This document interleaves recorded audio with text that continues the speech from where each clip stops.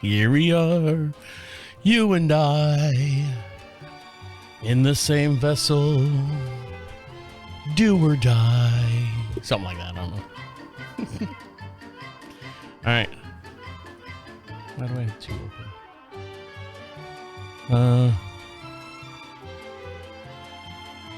I got one open. All right, here we go.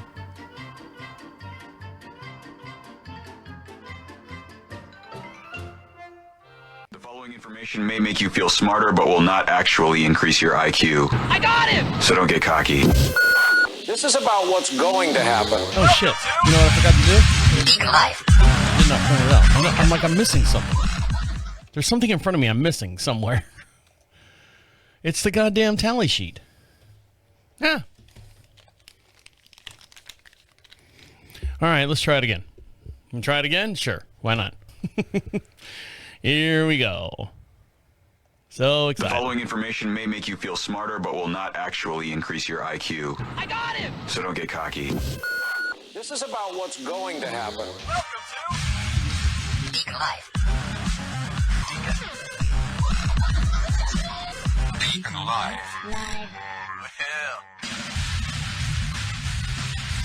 Welcome back, guys. On today's show, Subway has another class action lawsuit against them, and also the dirty truth about Amazon, and all hail Kingpin the hacker. And a guy riding a motorcycle says, "Hold my." I gotta stop. There's too much noise in the background. Sorry. I forgot when I do the print thing. You hear it? The spooler in the background. It's all right. We'll get through it. Are you done? Are you done? Okay, here we go. Try it again. Welcome back, guys. On today's show, Subway has another class action action. Oh, fuck, I did it again.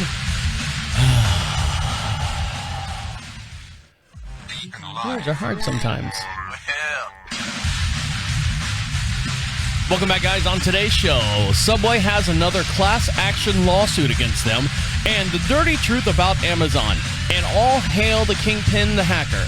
And also, a guy riding a motorcycle says, "Hold my beer." All this and much, much more will be discussed here on Deacon Live. As for the next 60 minutes, we'll get you updated on all the social news and viral stories you might have missed over the last 7 days, or stories that you might be talking about here in the next 5 to 10. So how are you? How are things? How are things going? I did it. Well, I didn't do it. My wife finally did it for me. I've never done this in my whole entire lifetime. Now, I was born and raised in Orlando, Florida. And I was around when the Orlando Magic came to be. Now, we didn't really follow a whole lot of basketball growing up, like pro basketball or anything like that. But then when we got Shaquille O'Neal, like the floodgates opened up, and we watched every Magic game on TV. I went to a bunch of different Magic games. I had a cousin of mine had season tickets, like really, really good, because they were cheap at the time, like $100 for the whole season or something like that. Because it was the Orlando Magic at the time. They were an expansion team, and they weren't going to be big or anything like that. But now they've gotten popular, and they've gone to the finals 2 times, 1 time, 5 times. I forget, but they've won their division several times. And so now living up here in Charlotte, North Carolina, we broadcast just outside of Charlotte, North Carolina, a little town called Marshville. I kind of miss that hometown, that home touch, the home court advantage, if you say, for lack of a better term, if you want to say that. I miss watching the Magic. Now, I haven't watched the Magic in the last 14 years since we've been up here in the Carolinas. I've missed the Orlando Magic because they don't play them on regular TV here. At home, you get them anywhere. Away games, home games, all that stuff. And also, because we don't have cable anymore. We don't have TNT. We don't have those networks anymore that carry those games. TBS. Just our local, at the time, it was, what was the local, it's not Spectrum. It was Spectrum. Or it is Spectrum now down there. What's the major broadcast? Time Warner, I think it was. Bright House, that's what it was, Bright House. I know it sounds weird, doesn't it? Saying it now. But we used to watch the games all the time in Orlando. And I said to my wife this year, I said, look, I'm missing something. I'm missing something in my daily watching TV routine. And I said, I just would like to watch the Orlando Magic. I just want to watch them play. I love playing basketball. I was on their practice team for many years. I know everyone's like going, you were on it? Yes, it's many years before Shaquille got on there. It was on the practice team. So I missed that whole watching the game and being involved in the game. So my wife goes, well, let's find it up here in Charlotte, North Carolina. Let's find a station that'll play the Magic games. And you're not going to find it. Well, you know, with all these new streaming add-ons, like Amazon has this, Amazon Sports, and Fubo and Temu and Toby and Pluto and all the other ones that are around there. We couldn't find it. We couldn't find it without having some kind of subscription, which they fucking kill you on, or being in the town of the people that are playing basketball, or have cable, basic cable, you know, Spectrum or whatever. I said, all right, I'll go another season without watching the Magic game. And my wife goes, you know what? No, I'm going to get you the NBA package. I'm like, babe, it's so expensive. She's like, I don't care. If it makes you happy, you're going to watch the Magic. I said, babe, you don't have to do it. But if you want to find the cheapest price, I mean, that's fine. Go right ahead. So that's what she did. She looked around. She's like, okay, we could get it through this service, and it's $299 or so. I don't know. The prices were crazy, but you get 3 months free or something, and you get to hook up with this and that. So we went through all the different options. The best option we found was, I think it was like $89. You get all the home games, all the away games, unless they're playing in your town, which is, I understand that. You know, if the Magic are playing the Hornets here, they don't want NBA package doesn't want to take from those broadcasters that are broadcasting the game here in Charlotte. I said, cool, at least I can watch at least one game here at home. But with the NBA package, I can watch any game I want, which is all new to me. This is all new, the NBA package. Are you getting the football package this year, Dan? Yeah, I'm getting it there, Tom. All right, yeah, let's football. And so we get the package. I mean, immediately, as soon as the credit card number went through and it says, boom, congratulations. It pops up on my screen, NBA package, and I'm watching the Magic game. I'm like, holy shit. Here's why I get in trouble. Because of whatever deal, the NBA package or whatever package that she bought for $89 includes FanDuel. I'm like, ooh, FanDuel, that's a gambling site. And she's like, yeah, but, you know, it's part of the package. You know, you sign up now and you get whatever. So I go, okay. So I'm watching the game, and it's like the second quarter, and Magic's winning, and they're playing Indiana Pacers. And I'm getting to learn all the new players. Who's who, what's, you know, the advantage of who's, you know, on what team. I'm trying to learn their stats. I'm trying to learn their names, trying to learn their stats, their positions, and all that stuff. Halftime comes around, and I look at the thing, and I'm scrolling, because they don't do like regular commercials. They just put up a blank screen that says, game break. It plays like some generic tune. And I'm looking at the FanDuel app on my phone, because it automatically put it on there for me. Thank you very much. I go, I wonder if I bet on the Magic, would I win any money? So I look. Sure enough, I would get, I think it was 2.1 were my odds. I don't know gambling. I don't know any of that stuff. So I said, I'll put $10 in. And if Magic win, I get like $22 or something like that. Double your money with a little bit more, you know, scratch on the side. So as I'm watching the game, now I'm invested in the game. And I'm watching, and the Magic are down by like 15, going into the third order. Typical Orlando Magic. I know I'm getting to basketball talk and stuff and sports talk, but don't worry, we got a lot more stuff to get into outside of this. This is just something that just happened to me over the last couple of days or so, and I figured I'd give you a little breach into my life, and hopefully you'll understand where I'm coming from with a lot of different thoughts and ideas that I have. So I'm sitting there watching the FanDuel thing, and what I didn't realize is the FanDuel app updates instantly. And when I say instantly, there's a 16 to 22 second delay on the television broadcast. So I'm looking at the score, it might be 80 to 81. I'm looking at my phone, and it says 85 to 81. So I'm like, all right, well, I know what happens in the next. I know the future. I know the future. I could sit here and make bets with, you know, stupid friends and family members. You know, hey, I bet you they'll score a 3-point bucket here. No, they won't. Three. Told you. How'd you know? Little secret. So I betted on the FanDuel and betted. Is that right? So I put a bet on the FanDuel for the Orlando Magic. And fourth quarter, we were down by 8. Sure enough, came back, true Magic fashion, won by 6 or something like that. And then the game was over. And I'm looking at my phone thinking I'm going to get all the fanfare,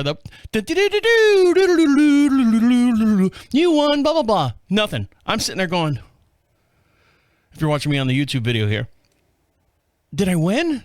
Where's my money? Where's the thing that says congratulations? Where's the thing that says good job, here's your payout? How do you want it?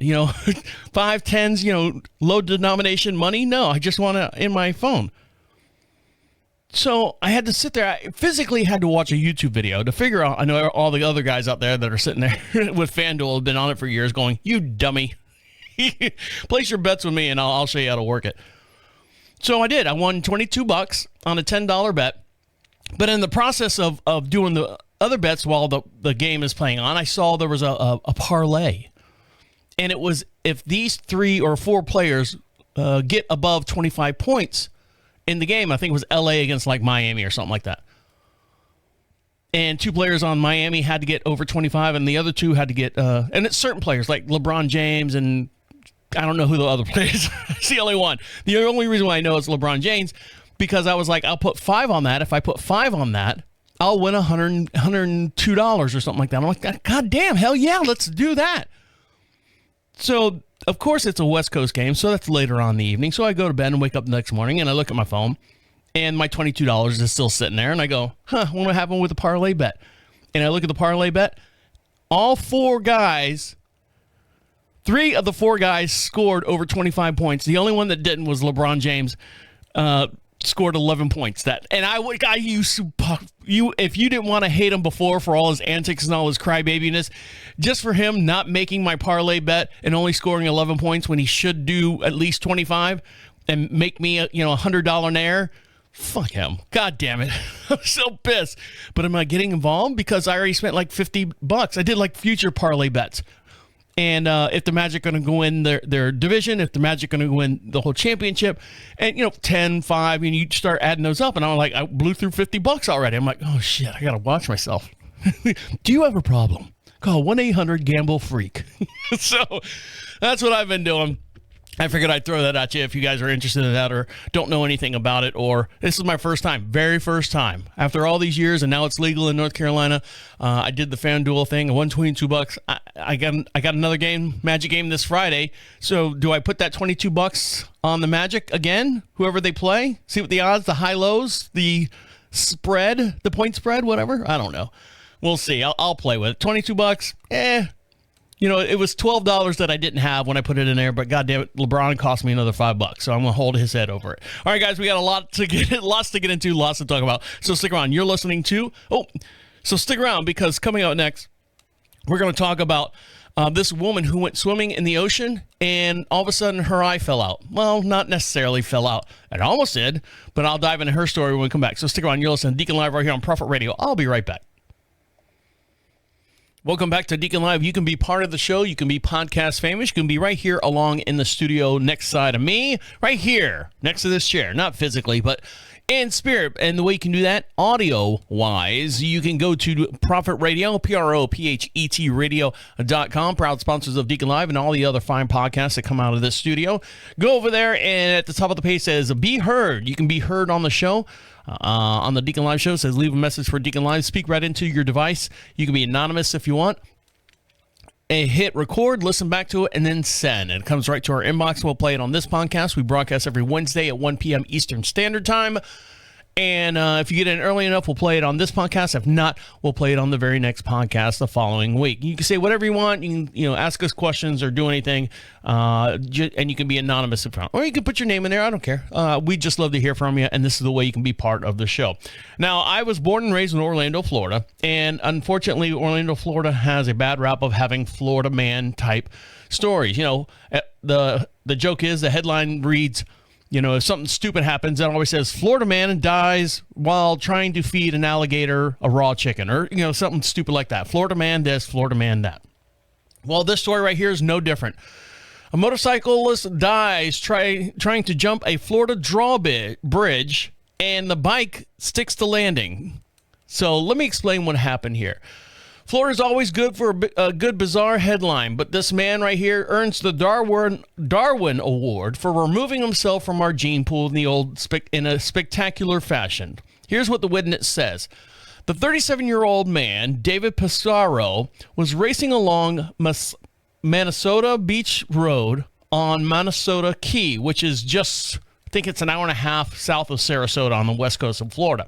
He was wearing nothing but swim trunks and sneakers. That means no helmet.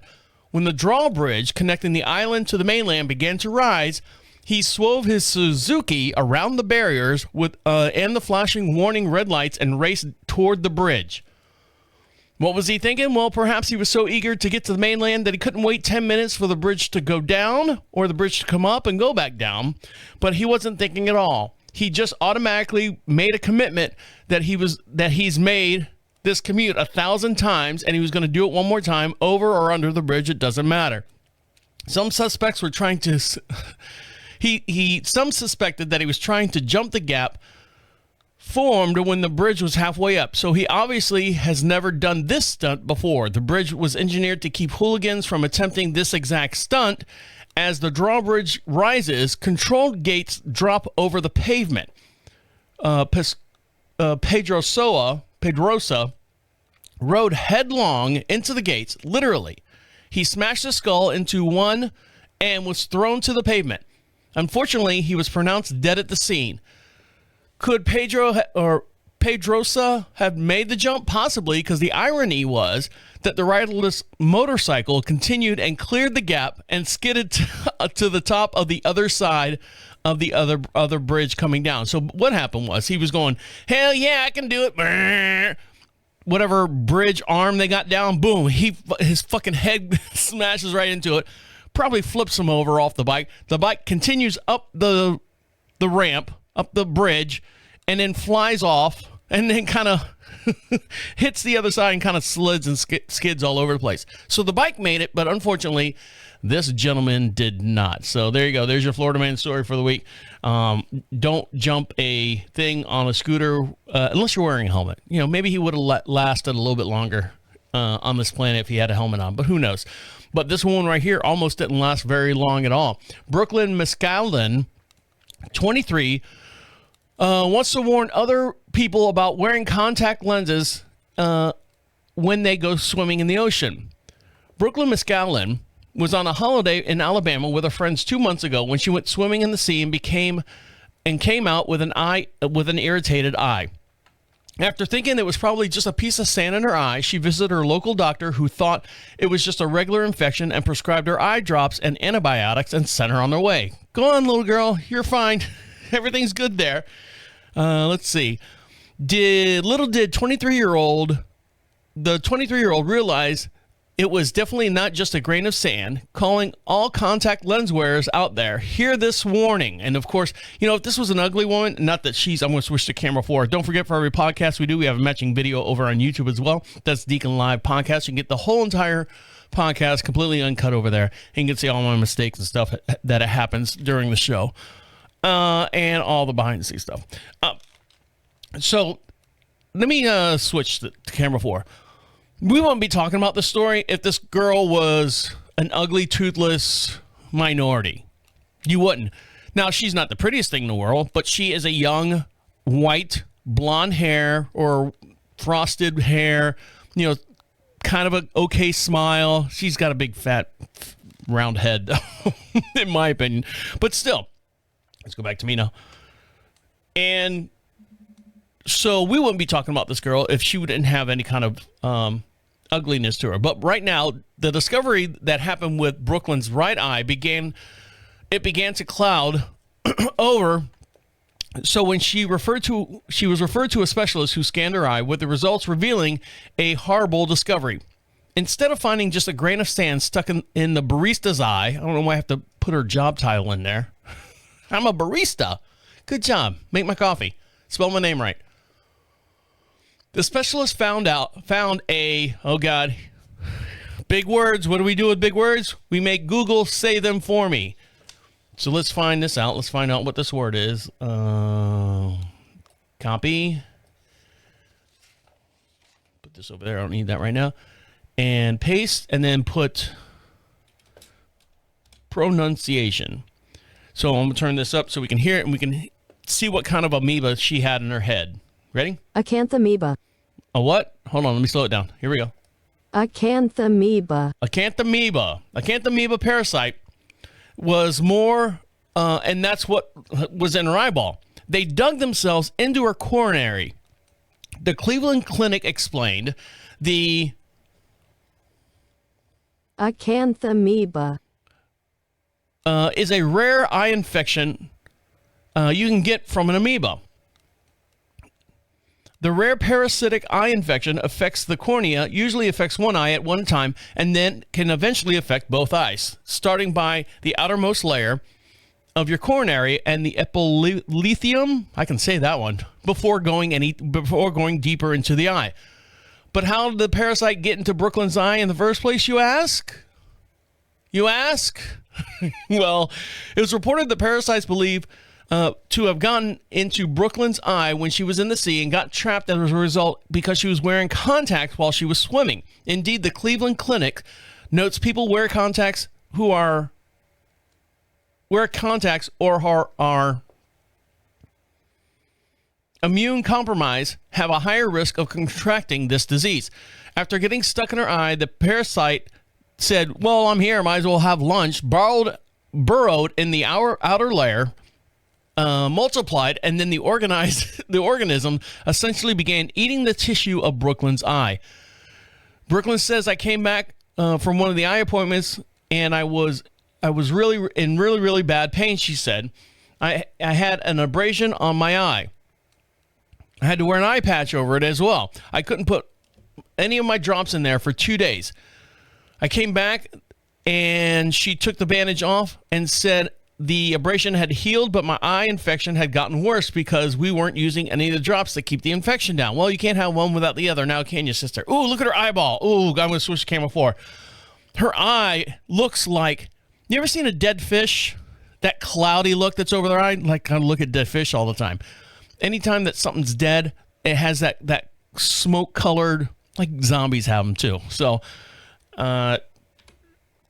warning of advice. With the result, the research indicated there could be up to 1,500 cases in the U.S. every year. It's very important to know what to look for when it comes to this. Symptoms include redness or irritation in the eye, feeling like something stuck in your eye, but you can't really see anything, and washing it out doesn't help. Your eye continue to water, you're sensitive to light, pain in your eye, cloudiness in your eye, blurred vision, no eyeball, your eyeball fell out, it's laying on the floor, and so on and so forth. The clinic notes, I kid around, the condition is treatable, but the best way to deal with this condition is to prevent it from happening. But if you contact it, there are medicines available such as antiseptic drops and also surgical options, with Brooklyn hoping to undergo a $5,000 cornea transplant to gain back her sight in the right eye. So there she goes. She's got a GoFundMe and all that stuff, but I'm not going to get her out. She can get her own damn TV show, her own radio show, podcast show. So she was wearing her contacts, and I guess the amoeba got behind her contacts and said, I might as well live here. This looks like a good place to eat. I'm going to eat your eyeball out, and it spreads and spreads and spreads, and then there you go. So be careful, all your contact wearers out there. If you go swimming in the ocean, even if you go swimming in lakes or water and stuff in general, take your fucking contacts out. That's all I'm saying. I'm not saying, but I'm just saying. When we come back,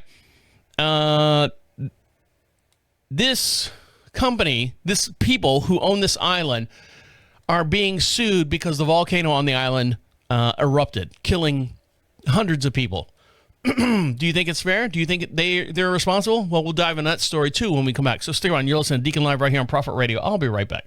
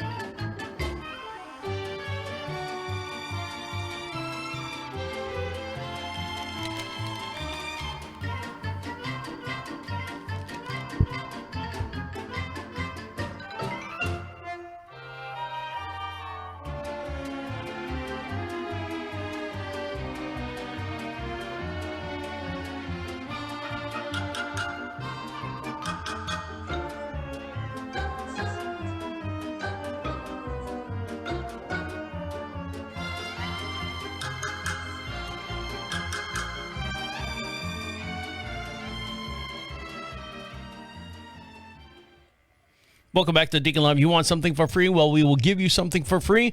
But the way you get that is go over to ProfitRadio.com. That's proud sponsors of DeaconLive and a lot of different other podcasts that come out of this studio. That's PROPHET radio.com. And at the top of the page says free swag. Pick yourself out something. It's not an email grab or anything like that. We just want to send you out something to say thank you for enjoying all the fine programming that comes out of this studio. Pick yourself. If you live here in the United States, we'll get it out to you right away. But if you live overseas, we do that once a month. So it might take you a little bit to get it. But we appreciate you, no matter who you are, where you're from, Germany, Canada, Iceland, Japan, China. I don't think there's anyone listening in China. I don't know. I have to look at those stats again. But we appreciate all of you out there that are listening to us. Now, as you guys know, might not know, or if you've listened to the show for any length of time, you know that I love Subway. I do. I like a good club sandwich with a little bit of bacon on it. Now, they switched it up over the years because of prices on some things. As long as it has bacon on it and lots of pickles and lots of jalapenos, I don't care. I honestly don't care. I mean, it's all pressed meat. It's all fused meat. It's all processed meat. So I don't expect a whole lot out of Subway. I mean, where can I go for, $6-7 and get a foot long? Well, there's a debatable thing there. It's not really 12 inches. Well, fuck it. It's big sandwich. Are you going to eat the whole thing, you big fat fuck? Yes, I do eat the whole thing. But their Subway is coming under scrutiny again because of advertising that they've been doing. So let's see. Now we'll install all that a little bit later. Subway gets hit again with another class action lawsuit for skimping out on portions. Now, you always say that's the whole joke. When you see like a hamburger on TV, you're like, oh, my hamburger never looks like that. It never looks like that. When you see something on TV, it never looks like that. But then when you go to like Applebee's and stuff like that, whatever they show you on the commercials basically comes out right. So why can't fast food people get it right? Why can't they get it right? Well, Subway right now has been deceiving customers and misleading in advertisements, leaving them wanting more after luring them in, bringing them in with promises of a thickly stacked sandwich. A complaint filed by Brooklyn Federal Court alleges that Subway steak and cheese commercials are grossly misleading as they portray the sandwich as an overflowing meat, significantly exceeding the amount served. All right, so let me switch to camera 4 here. So we've all seen it before. You got the meats type deal. No, I think that's another. Is that another place? Yeah, I think that's Arby's. But the photos included in the lawsuit have shown stark contrast. Come on, stay with me, people. Contrast between the advertised image and the reality one, much more than a heavily breaded sandwich. The lawsuit emphasizes that this practice, particularly concerning given the current inflation of the high food prices, disproportionate impacting low-income customers. So the plaintiff, Anna Tolson from Queens, New York, claimed that she paid $7.61 for a steak and cheese, expecting the advertised portion size.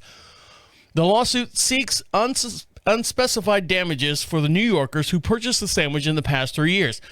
Allegedly, over the past 3 years. Let's just put it that way. So the Subway recently acquired by Rourke Capital has not yet responded in a request for comment. So let's go back here. I got a little video here, and we're going to hear it. We're going to all be friends and find out what's actually going on with this lawsuit. So I'm going to switch to camera 4. I don't know why it keeps doing that, but thank you very much for trying. We'll switch to camera 4, and we can watch this. And here we go. Let's turn everything up, and here we go. And let's put some Subway facing scrutiny in a new proposed class action lawsuit. The plaintiff, Anna Tolson, accusing the restaurant chain of grossly misleading customers after she bought a steak and cheese sandwich that the suit says contained 200% less meat than the heroes depicted in Subway ads. Tolson's suit arguing that Subway's actions are especially concerning now that inflation, food, and meat prices are very high, adding many consumers are struggling financially. Wait, Subway did what? I know. And the suit says other Subway customers have noticed shrinkage in its sandwiches too. This one looks really, really skimpy compared to the picture. You know what? Honestly, I wouldn't want the picture. If I was to take a bite of that, it would fall out all over the place. It'd be a messy sandwich. I can't drive down the road in my Hummer and pay $5 a gallon of gas and eat a Subway sandwich if the meat and everything gets all over my console? No way. Similar lawsuits filed in the same court against McDonald's, Wendy's, and Taco Bell were dismissed last year. Good. NBC News has reached out to Subway for comment. With more than 20,000 U.S. locations, this isn't the first time Subway has come under fire for not meeting customers' expectations, like this mystery meat lawsuit filed in Custom sticker samples. Advertisement. Upload any artwork and receive durable, weatherproof vinyl stickers. 2021. Two California residents sued the restaurant chain, claiming that an independent test of the ingredients revealed that the sandwiches are made from, quote, anything but tuna. Always a bad day when you have to launch an independent test to prove that your tuna is in fact tuna. Yeah.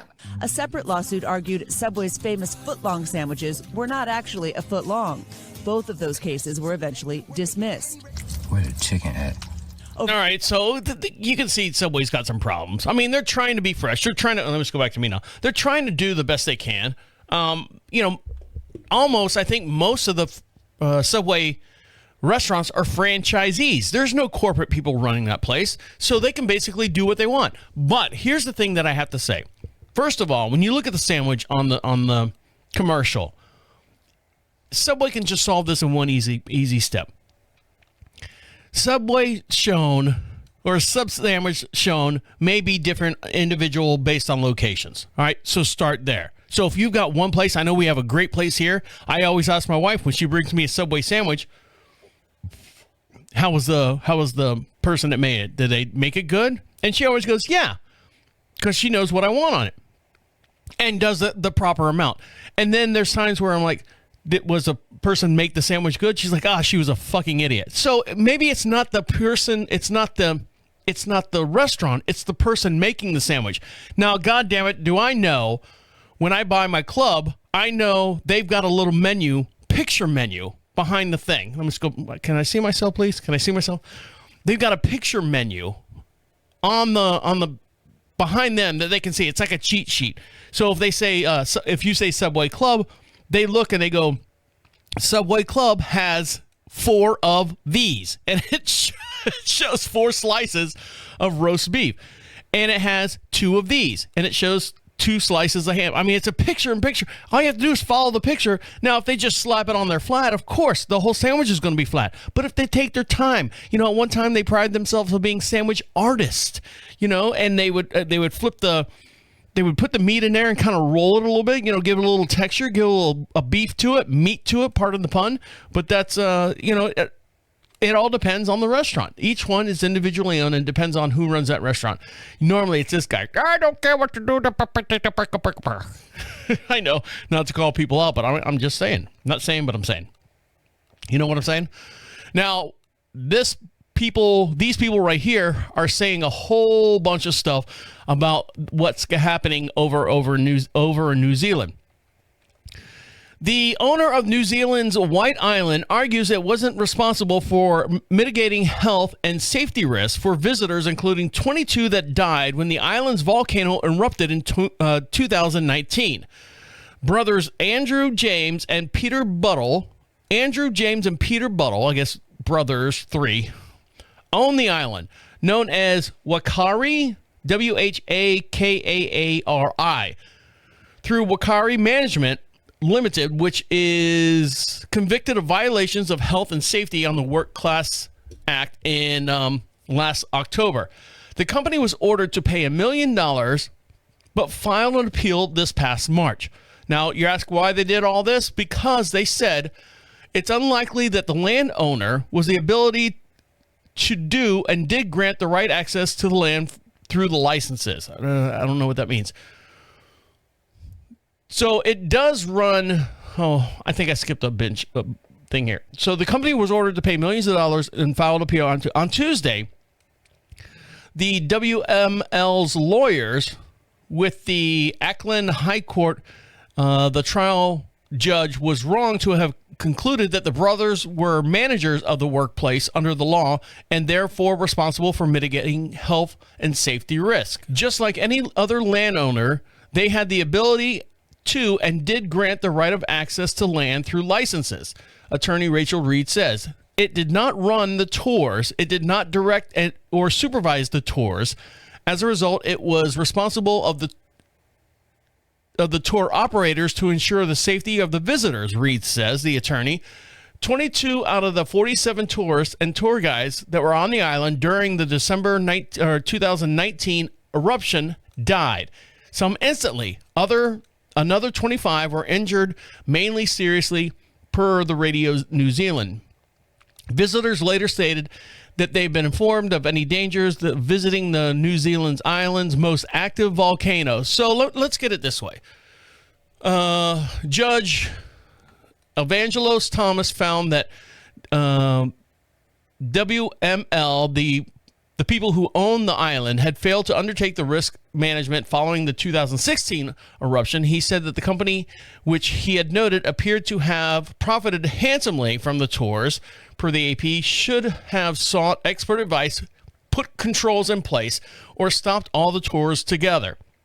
He also noted that the liable company would pay over $636,000 in fines plus $2.97. Oh, it says $2. And it continues on the next line. $2.97 million to the victims and their families. A sentence hearing in February. We wait to see what Buttles will do, he added. The world is watching. Justice Simon Moore overseeing the appeal. He told the court that any error has been found by the trial judgment rise on the level of miscarriage of justice appealed it to. Okay, so let's look at it this way. All right, so here we go. You bought an island. I bought an island. Okay, and my island has one of the most active volcanoes, right? All right, it's got an active volcano. Yay! Guess what else has something active? We also have the Old Faithful and all the other over in the Tetons and all the other, Yellowstone Park. There's all these different things that are going on. What's the steamboat that erupts every 18 months? We just missed it. We were there when it happened. We didn't want to sit around. Oh, it's going to blow. It's going to blow. And everyone's sitting there. And we stood there for probably an hour waiting, taking pictures. And then we left and we went to a local bar, a couple hours later. And this guy comes in. I saw it. The steamboat went off. Great. But the walk paths and stuff are right up next to these things. Now, Old Faithful, it's a big hole in the ground, and it does gurgle and do all that stuff. They've got ropes and everything set up, but there is a chance that something might happen. We don't know. It's the planet. There's how much of this planet we don't understand and don't know yet. So when you got the most active volcano in the southern hemisphere, and you bought the island, you bought it. Hey, this is mine. I pay taxes and all this stuff to New Zealand and all that, and I let people conduct tours. They pay me rent to live here or to operate their business. Is it my fault that the tour company didn't put up ropes and escutcheons and boundaries or extensions? Sorry, not escutcheons. Escutcheons around the faucet. Extensions to keep people out. And they didn't pursue the right thing. Why am I liable for something Mother Nature? Come on. If for Mother Nature this thing explodes, oh my God, I was not prepared. You've got to have some kind of time schedule on that thing. Come on. But I don't think they're liable for it. Maybe the tour company doing the tours might be a little bit more liable than the actual people who own the land. You own a fucking active volcano. Hey, guess what? I bought a bee's nest.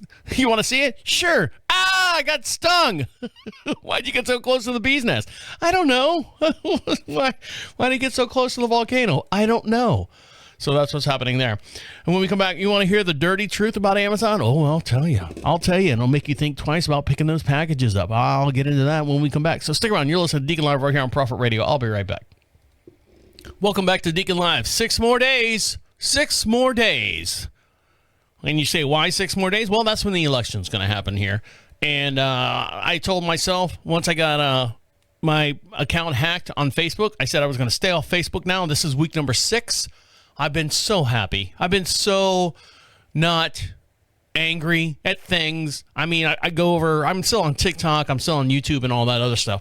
But the whole Facebook and people fighting and, your side's worse and no, your side's worse and your side's bad. 6 more days. And then after the election happens, then I'll sign back on to Facebook or the meta universe, or Instagram and all that stuff. So as far as now, you can find us over on YouTube, Deacon Live podcast. For every podcast we do, we have a matching video. You can see all the stories in real time, the videos, pictures, and everything over on YouTube. Give you another media source for you to enjoy the podcast, which we appreciate. And then over on TikTok, we do the little snippets and stuff from the show, so a little extra content over there. And you can see all the other podcasts over there as well over on TikTok. You find us at Be Podcast Famous. Now, if you want to be podcast famous, you can be in here in the studio right alongside of us. Your voice can be right alongside of us. The way you do that is go to profitradio.com. At the top of the page says Be Heard. We'd love to hear from you. You can be heard. Your voice can be heard. Click on that. Opens up a device. If you got a microphone on whatever you're listening to us on or at, speak right into it. You can be anonymous if you want. You do have to put your email in there, so make sure that you're not a robot. But still, it's not email grab. It's just saying, like, are you a robot? No, I'm not a robot. And here's what I think about that. And we'll play it on the very next podcast as well. Now, this gentleman right here bought a police cruiser, actually. And do they still do that? The surplus? Like when people go to the lots, the police lots and stuff, and they got like extra cars or last year's models of cars, or if the police force, whatever your local municipality has a surplus of vehicles and stuff, do they still auction those off? I haven't seen any lately. Not in the last probably 5 years, but maybe it's coming up here soon. Maybe they recycle all their cop cars and stuff. And it scares the shit out of you when you're driving down the highway and a cop's lights, like the headlights, not the sirens and shit, but they leave that little side light on, and you're like, oh, that's a fucking cop behind me. I've had 5 beers. I'm busted. You try to do the best you can. You pull over in the left-hand or the right-hand lane and go the speed limit, and he just flies by you. And it's some dude, guy, bruh. You know what I mean? Those people. And they fly right by, and they bought one of those confiscated or surplus cop cruisers, and you're like, fuck you fuck you and the fucking piece of shit you're driving in. You picked me up in a police car first day out of jail? Yeah, I did. This gentleman right here, though, bought one of these SUVs. He bought one of the Ford, I think it's a Ford Explorer SUV from the police department. Now,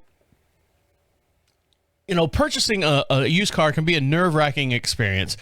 And there's numerous factors you need to take account for. But one, this YouTuber recently proved things can get even more complicated if you purchase a decommissioned police vehicles.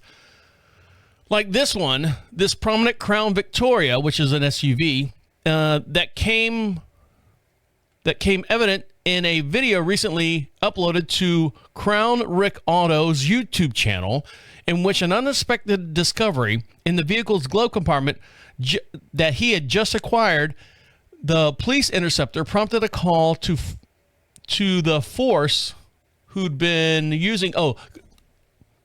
He found something in the glove compartment, which had him call the police department that he just bought it from over in the San Diego area. In the video's opening moments, the host is thrilled with his new purchase of the vehicle, a potentially speedy Ford Interceptor utility vehicle. After he picked it up from the San Diego auction house, he transported it to his Sacramento garage. The plan was to strip the vehicle with all its various law enforcement accoutrements and give it a fresh coat of paint and then sell it off. Indeed, the vehicle looks to be in solid shape from the exterior, but once the host started digging through the interior, it's clear the overhaul would be a little bit more than what he might have anticipated. So he's sitting there, and he's got the video here. Let's see, where's this video? Are you going to come up? Yes, you're going to come up. There it is. Now I hit refresh. Here we go. So here's the video of I bought an old police SUV, and I'm going to switch the camera forward, and you can see this, and we can all be friends at the same time. So here we go. Watch there be a commercial. Look what I just bought. This is a 2015 I can't Ford see you. Explorer police. Hold on, I can't see you. Here we go. Play. From a guy who picked her up from a Southern California police fleet auction in hopes of re-outfitting her back to her former glory, but lucky for me, he gave up at the first sign of trouble. This is a San Diego police SUV, and we're gonna fully search her for goodies, weapons, equipment, and of course, we're gonna search for that biscuit. Hit that. Okay. Hit that like and stuff. What's he got?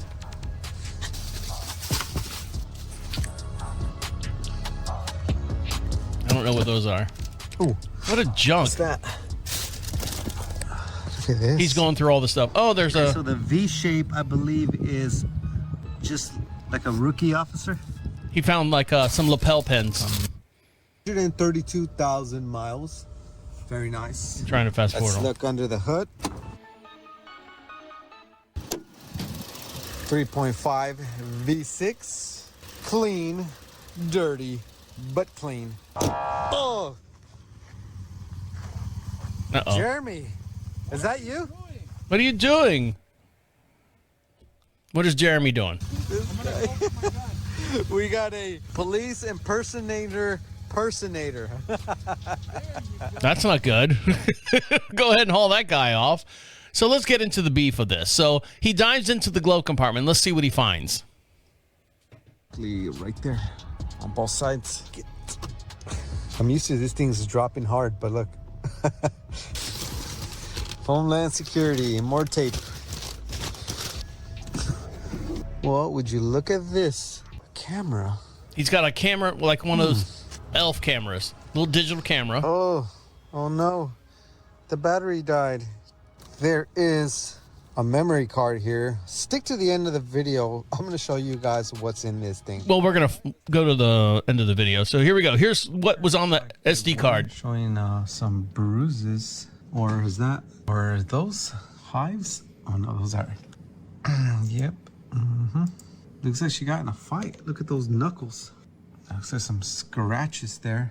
All right, let's check out the second folder. Looks like it happened between Jenna Court and Pastor Timothy. So like this is goddamn what a fucking clickbait I fell for. Anyways, shut up. Fuck nuts. Shut up. Fuck nuts. So what he found in there was a camera, digital camera, and it had some crime scene photos. And I say crime scene photos like they must have been to like a domestic violence or something like that. So there's like pictures of people's hands, you know, with bruises and scrapes on them. And then pictures of like street signs of like areas of stuff where things happen. Nothing, car crash, you know, fender bender. They're taking pictures and stuff. But he was wondering, you know, hey, these are evidence photos. The police department probably already said, you know, hey, these are third party, you know, not third party, but these cases have already been solved. We didn't need the photos. The guy was just out there probably taking the pictures just to be, you know, just to be safe. Just be safe. So he took the pictures just to cover his ass. Now, someone's going to cover their ass right now is Amazon. They're trying to cover their ass. And this worker right here says, please. Actually, she spells it out. PLZ, please stop. Amazon worker warns against placing packages on beds and countertops. Why? Well, I'll tell you why. Ordering an item from Amazon seems like it should be a simple experience. You should place the order and then wait for it to arrive, open the box, and then enjoy. However, some have claimed that there is more to consider when it comes to having a positive Amazon experience. For example, several internet users have advised opening your Amazon packages outside, given the possibility of the package containing cockroaches. Yep, you don't want any cockroaches jumping around outside and getting into your house. Others detailed how they can tell whether the new item they have purchased was actually returned previously. In the most recent Amazon worker advice that people have given while working in the store or the distribution center is people that place their packages on beds or countertops. Why should you avoid placing Amazon packages on your bed or places like this? In a clip that has over 839,000 views, this TikToker JXHZeal.a, I guess, wrote this. As someone who works at Amazon, please Stop putting your packages on your beds and countertops. So let's see. Can we find her? Here she is right here. And she's going to explain why we should not put packages on our beds and countertops when we get them. So I'm going to switch back to camera 4. And here we go. Come on. I hit the magic button. Go. There's so much going on. Here she is. Brother, I don't know what she's what's doing. that? Oh.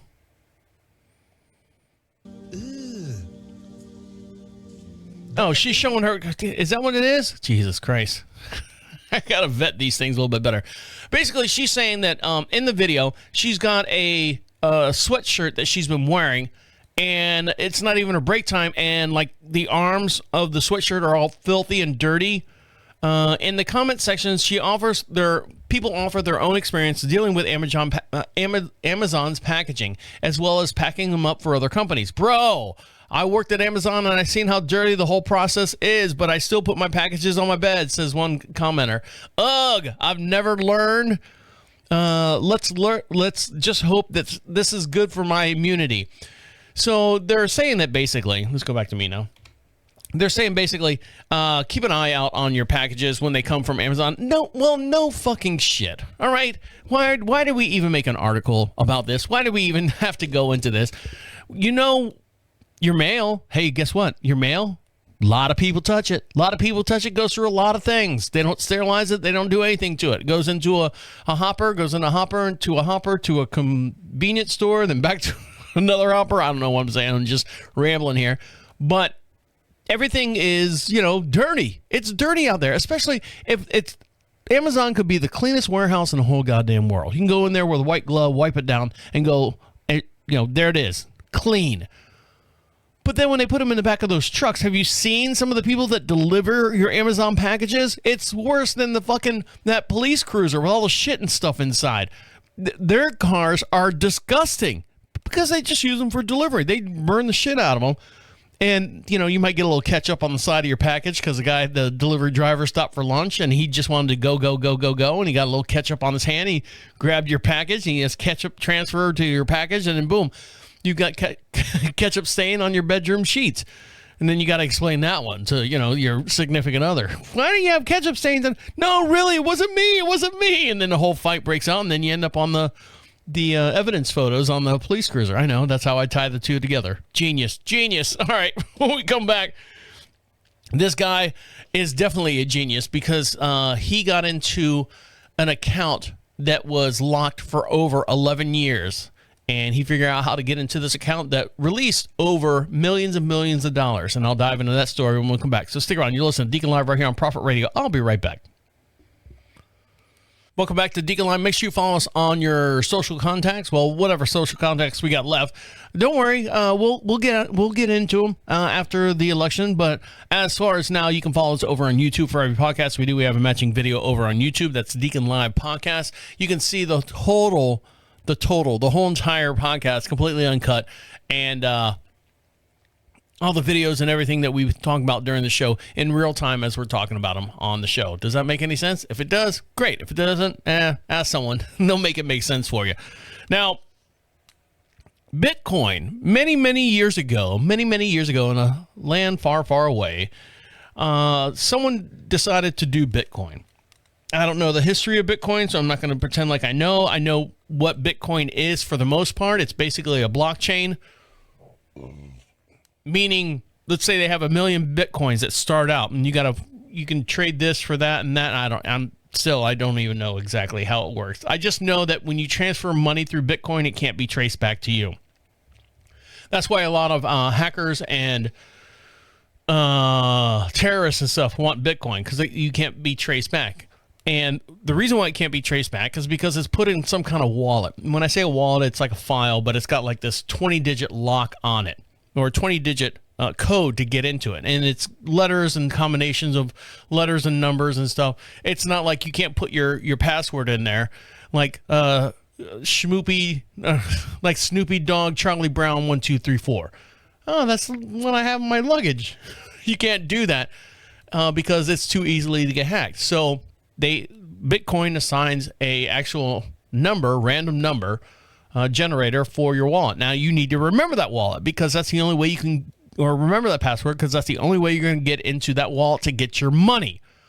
Unfortunately, this gentleman lost the password for 11 years, but a team of hackers have finally unlocked the Bitcoin wallet that a man forgot his password. Back in 2012, an anonymous owner lost access to his crypto wallet, so he enlisted the help of electrical engineers Joe Grand, who also goes by the handle Kingpin online, to hack into his cryptid file. The anonymous owner's cryptocurrency was protected by a 20-character password created and generated by RoboForm and stored in a file encrypted with a tool called TrueCrypt. Sounds like a whole lot of crypts going on there. Unfortunately, he forgot the password to his wallet, which led him to worry that someone would hack into his computer and ultimately gain the file holding 43.6 Bitcoins, which was worth about a total at the time of $5,300. At the time, I was really paranoid with my security, the gentleman said. And the owner asked the so-called Kingpin for assistance as he became renowned for helping other people to recover access to over $2 million in cryptocurrencies he thought he'd never lost. Or these fucking pop-up ads shoot the screen around, so I'm reading it here and all of a sudden I'm reading up here. Helping other persons recover access to over $2 million in cryptocurrencies he thought he'd lost forever. However, the Grand turned his plea down. However, Grand, the Kingpin, turned his plea down, stating that many people had contracted him to ask for help with recovering their lost treasure. But it worked out at the end that the hacker eventually gave into the request and teamed up with his colleagues, Bruno, to crack the code. Who the fuck is Bruno? Why are we talking about it now? The electrical engineer published a video on YouTube explaining how he solved the man's password, revealing that he used a tool developed by the United States National Security Agency to disassemble the password generator code. When he hacked it, he realized that there was over $3 million of valued Bitcoin in there. So let's see what this guy has to say about it. What if I told you that we could hack time? Had not been fixed yet. It's a pretty complicated thing to explain. All right, so here he goes. He's going to explain how he hacked the code here. And hack it. I think there's no real way right now to solve this problem, right? So a year later, just a couple months ago, Michael reached back out and said, hey, do you want to reconsider doing this project? And within that time frame, Bruno had actually done some work reverse engineering a different type of password generator for a different project. Sometimes it's possible when the software isn't written in a secure way, even though it's 20 characters, you find a way around it. Bruno was like, well, maybe we can actually try to attack the RoboForm program itself instead of needing to brute force the actual password. If you find a way. I hope someone's following this. We decided now to take on the project, start exploring that avenue. And that's when we started doing some of this preliminary analysis to see if that was possible. There was a new approach, hacking RoboForm. Now maybe we're back in the game. All right, so they're back in the game. So they got in there, figured it out, and it was valued at over $3 million.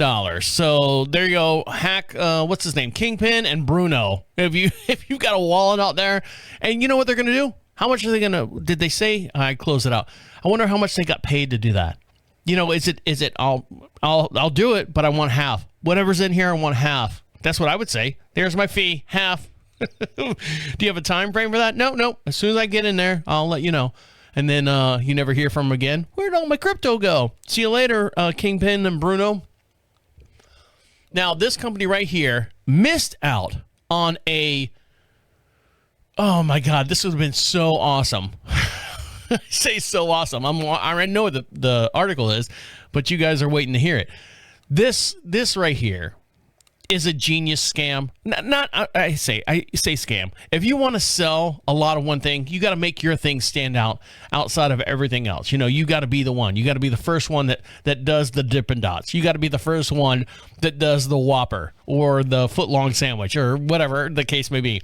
But this pizzeria right now, unfortunately, is apologizing for accidentally selling 60 pizza pies that contained an oil contaminated with THC. Oh my God, that sounds so good. Why are they apologizing? There you go. There's your staple. Run with it. Hey, dude, you want some za? Where are you going to get it from? Famous Yeti's Pizza? Dude, hell yeah. Now, this is over in Wisconsin at Famous Yeti's Pizza. They were committed to safety and trust in our community, but we want to provide a transparent update on the recent incident involving contaminated pizza. Kyle Ryan, the owner and operator of Famous Eddie Pizza, told Pizza. Why am I saying pizza? Pizza. Told Fox News.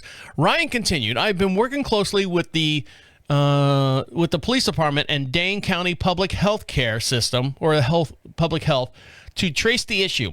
It was linked to an oil mistakenly used for on-site cooperative commercial. This oil, intended for other business usings on food-grade hemp, contained Delta-9. Both the police department and the health department confirmed that Fox News Digital that they've been working with the shop on the matter. The oil was stored properly in accordance to the local guidelines, Ryan said, and then he added that there would be additional safeguards put in place. Delta-9 is a chemical found in cannabis, mostly found in abundant form of THC, which causes the all right, we don't need a definition of THC. I think we're all adults and we all know what it is right now. While it is illegal to produce or consume cannabis in Wisconsin, including for medical reasons, the product that contained the 0.3 or less of the Delta-9 derived from hemp, however, are legal, according to the website in the Wisconsin cannabis information. Moving forward, we will no longer allow Delta-9. Oh, shucks. Guess what, Yeti's Pizza? You just shot yourself in the dick on that one. Related substances to be stored in our facility. The news of the contaminated pizzas, God damn it, pizzas, were first shared on October 24th on the Famous Yeti's Pizzas Facebook page, and then where it said it is with deep regret that we inform that potential contamination involving the pizzas sold between Tuesday, October 22nd, and Thursday, October 24th, contain THC. Sorry about that. Are bad. But come on, if it was there and they were doing it, man, that would be, I don't know. I mean, we tried the edibles up in Alaska, in Vancouver area and stuff. But have a pizza that's got just a little bit of, man, do you want another slice? Yes, I do. Yes, I do. I always say when my wife and I get a pizza, frozen pizza or delivery or something like that, not that we get a whole lot, I always go, I'm going to eat, before it even gets there, I always go, I'm going to eat the whole fucking thing. I'm going to eat the whole fucking thing. And then I have like 3 slices and I'm like, oh, I'm so fucking full and fat and full. But if you put a little THC in there, makes you have the munchies, you can go on and on. I'm going to eat the whole fucking pizza. And half of yours too. Genius idea. Get a little bit of oil in there, get your little funk going, little magic mushrooms, and you're good to go. It's a party. All right, guys. On that note, make sure you follow us over on YouTube. That's DeaconLive podcast. Make sure you follow us over on TikTok as well at Be Podcast Famous. You can be podcast famous. Go over to profitradio.com. We'd love to hear from you. Get yourself something free over there as well. All right, guys. On that note, I'm gonna let you get back to doing what you got to do. My name is the Deacon, saying goodnight and goodnight. The end. The absolute end. Écoute-moi. See you later.